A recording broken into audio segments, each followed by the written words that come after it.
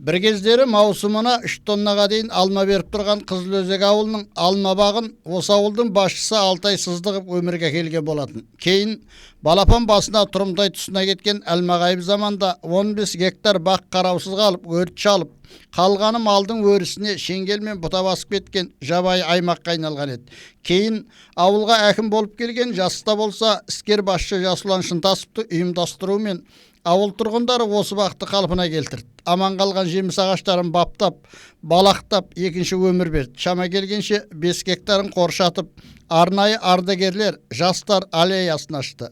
Ауыл жастары да қолайлы уақытты құр жібермей, саябақта жеміс ағаштары мен әртүрлі тал отырғызды. Отырғызып жатқан ағаштарымыз келешекте өсіп өркендеп, түптенсе, біздің де болашағымыз сондай болады деп ойлаймыз.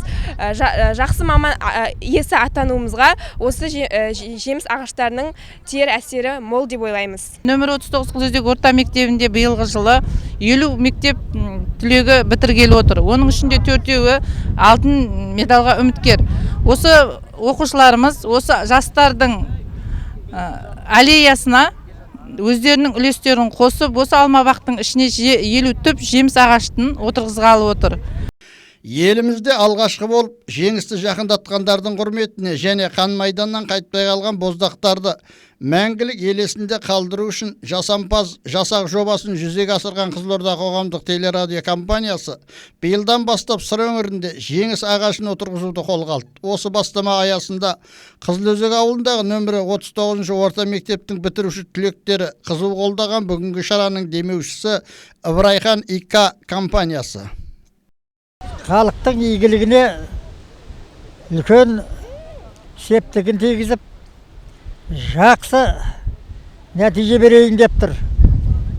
Ал енді мына жас түлектер, сендердің мына істеп атқан істеріңнің бәрі жас өскіндей өркендеп өсе берсін. Талаптарың оң болсын. Бүгінгі түлектерді ертең мемлекеттік дипломмен ауылға бағдарламасы арқылы туған топырағына оралғанда, оларды ата-анасы, дос құрбыларымен бірге алма баққа отырғызған тал шыбықтан дараққа айналған жасыл желек күтіп алмақ. Тілеген Бекарсанов, Айдос Исаев, Қызылорда қоғамдық телеарнасы.